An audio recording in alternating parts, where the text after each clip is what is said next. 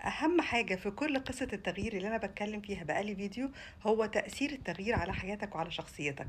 أمّا بتتغيّر بتخرج برّه الcomfort zone اللي أنت قاعد فيه، وبيحصل لك زي growing، بتكبر، بتنضج، بتتعلم مهارات أكتر، بتتعلم صفات أكتر، بتدرس أكتر، بتقابل ناس أكتر. لكن طول ما أنت قاعد جوّه الcomfort zone عمر ما في حاجة هتتغيّر عندك إلا بالتصوير البطيء، إلا لو أنت اللي سعيت لها. طب أنا إيه اللي اتغيّر عندي لمّا بدأت أدرس coaching وأعمل business؟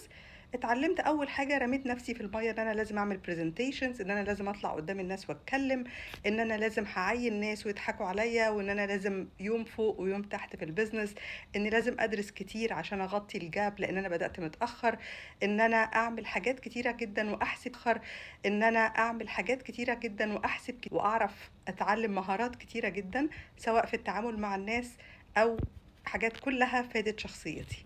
فلازم تتحرّك.